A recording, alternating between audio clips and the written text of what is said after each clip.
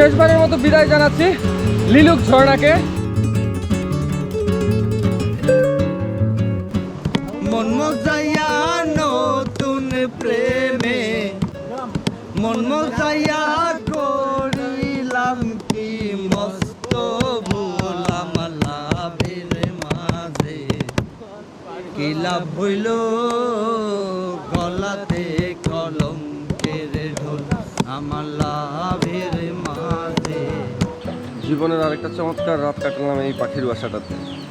সকাল থেকেই এই মেঘের আনাগোনা চলছে পাহাড়ের গায়ে গায়ে। এরকম অপার্থিব দৃশ্য সচরাচর চোখে পড়ে না।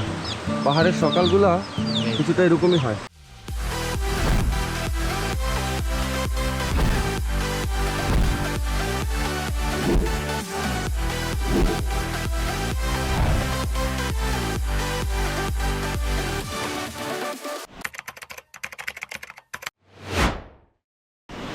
শেষবারের মতো বিদায় জানাচ্ছি লিলুক ঝর্ণাকে। তো অনেকটা সময় আমরা এখানে কাটিয়েছি, ছবি তুলেছি, একদম নিস্তব্ধ হয়ে কিছুক্ষণ বসেছিলাম। হয়তো আবার ফিরে আসবো কোনো একদিন, কোনো একক্ষণে। আপাতত চলুন ফিরে যাওয়া যাক রাজা পাথরে।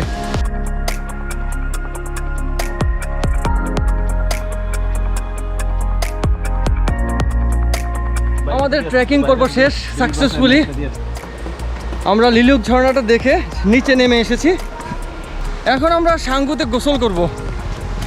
সাঙ্গুতে এখন প্রবল স্রোত, আমাদেরকে একটু কেয়ারফুলি নামতে হবে। দুই একটা দিন যাই না রে ভালো, দুই একটা দিন যাই না রে সুখে, লাগে শুধুই গন্ডগোল আমার লাভের মাঝে কি লাভ হইল গলাতে কলঙ্কের ঢোল আমার লাভের মাঝে কি লাভ হইল গলাতে কলঙ্কের ঢোল। মিষ্টি মধুর কথা কইয়া মনি আছো গারিয়া,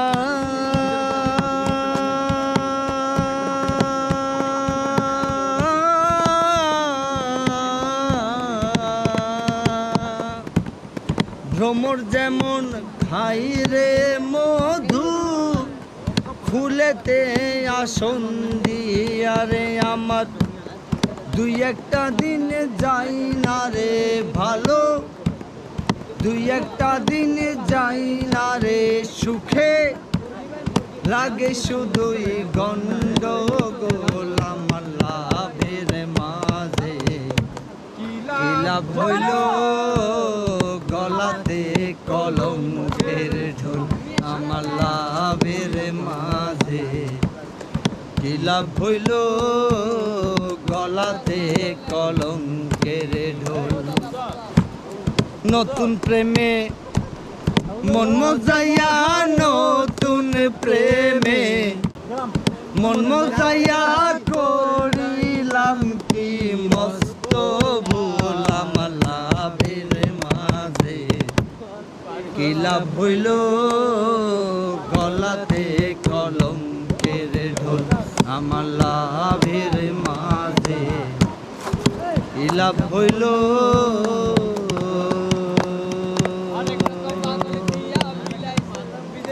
গলাতে কলঙ্কের। সূর্যটা ওই পাহাড়ের আড়ালে ঢাকা পড়েছে। পাহাড়ের এই অংশে অন্ধকার নেমে গেছে, কেননা ওই যে উঁচু পাহাড় তার আড়ালেই ঢাকা পড়ে গেছে সূর্য। এই জন্যই বলা হয় পাহাড়ের সন্ধ্যা নামে দ্রুত।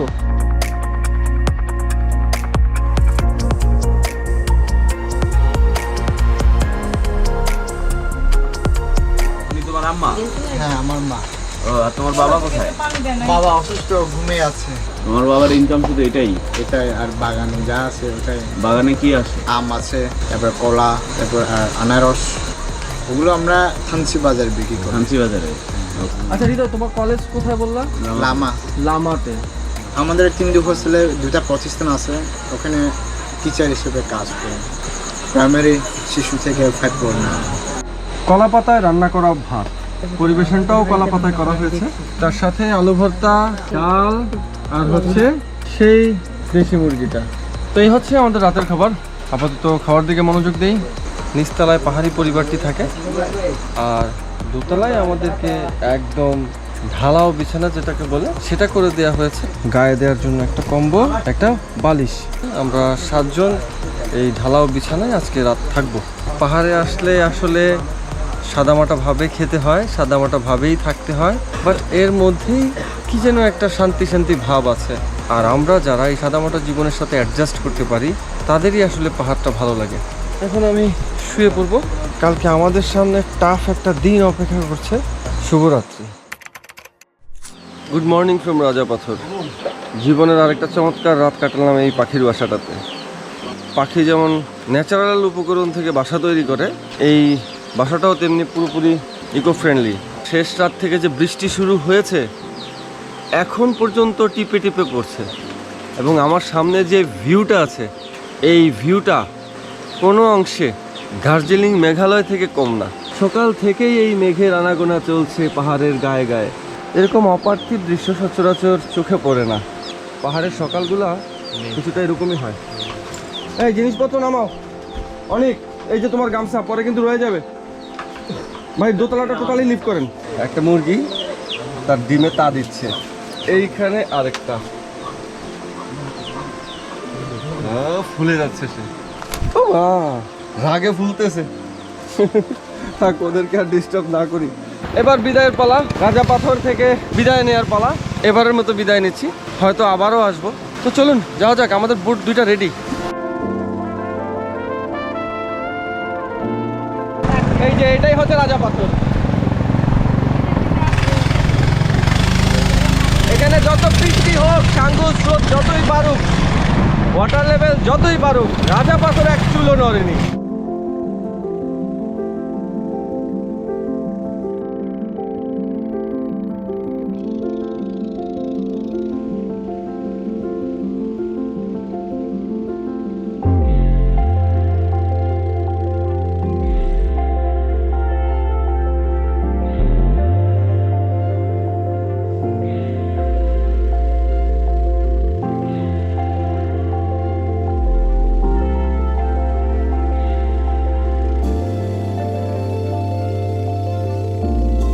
চমৎকার একটা সফর শেষে এবার বিদায়ের পালা। আমরা মেঘবতী রিসোর্ট থেকে বিদায় নেব এইবারের মতো, তবে শেষবারের মতো নয়। আবার হয়তো আসবো অন্য কোনো দিন, অন্য কোনো অ্যাডভেঞ্চারে। গেলাম ভাই, আল্লাহ হাফেজ। So far so good. এখন পর্যন্ত জার্নিটা খুবই ভালো ছিল আলহামদুলিল্লাহ। সবাই আমরা সহি সালামতেই আছি। এখন বাকিটা পথ সহি সালামতে পৌঁছালেই ট্যুরটা সফল।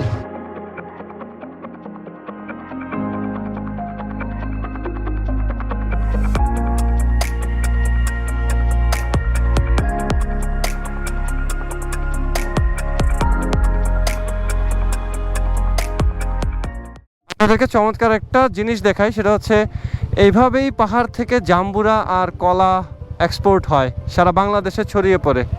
এই গাড়ি যাচ্ছে কোথায়? চট্টগ্রাম যাবে। তারপর চট্টগ্রাম থেকে কই কই যাবে। এই কলার যে স্বাদ, সুন্দর সুন্দর। রাস্তাঘাট হয়ে যাওয়াতে পাহাড়ের বাণিজ্যিকীকরণটা একটু সহজ হয়েছে। আমরা সফরের একরাশ ভালো মেমোরি নিয়ে ফিরে যাচ্ছি ইট পাথরের জঞ্জালে, নাগরিক জীবনে। মন চায় না ফিরতে, তবুও ফিরতে হয়।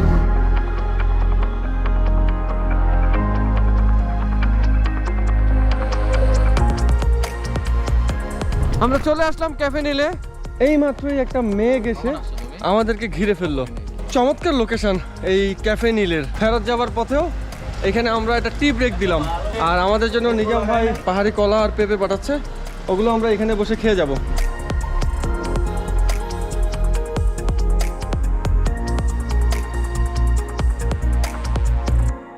আসো, এখানে নিয়ে আসো, এখানে নিয়ে আসো। আসো, নিয়ে আসো। উপরে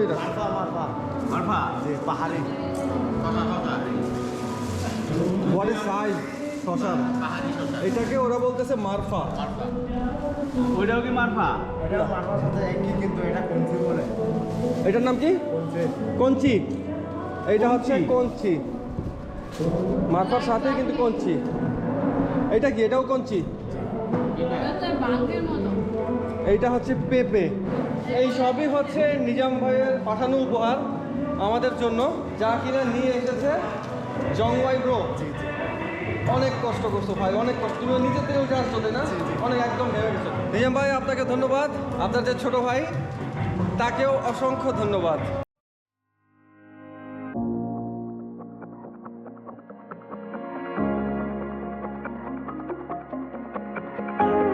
গেলাম ভাই, আল্লাহ হাফিজ, ভালো থেকো। কারুর ভাই গেলাম।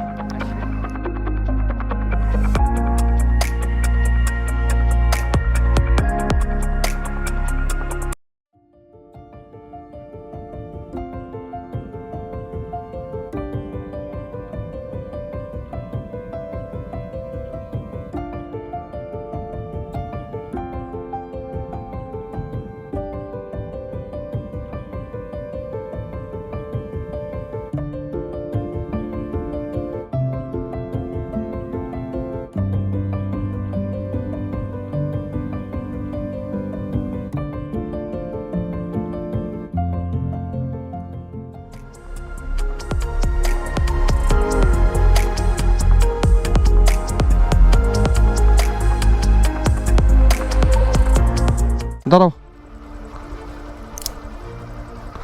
দাঁড়াও, ও উল্টা দিকে ঘুরাও। দাঁড়াও, এক মিনিট।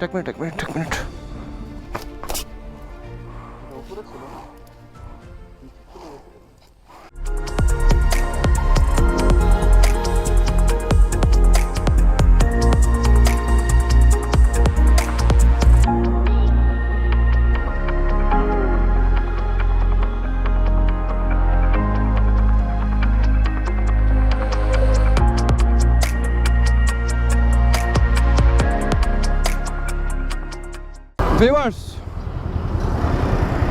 12:17 বেজে গেল আমাদের ঢাকায় ঢুকতে, বাট আলহামদুলিল্লাহ যে we came back at one piece, safe and sound.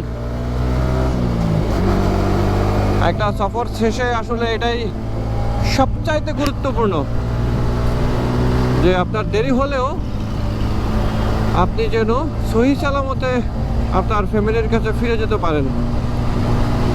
আমারও টার্গেট ছিল সেটা, যে হোক না কিছুটা দেরি, তারপরেও আমি সেফ অ্যান্ড সাউন্ড পৌঁছাবো।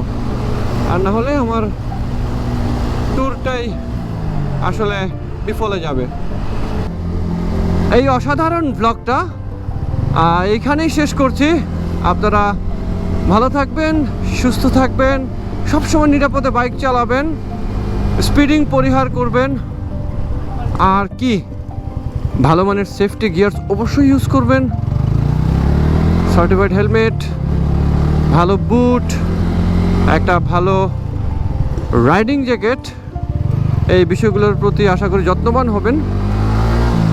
সর্বোপরি ভালো থাকবেন। দেখা হবে নতুন কোনো রাস্তায়, নতুন কোনো অ্যাডভেঞ্চারে।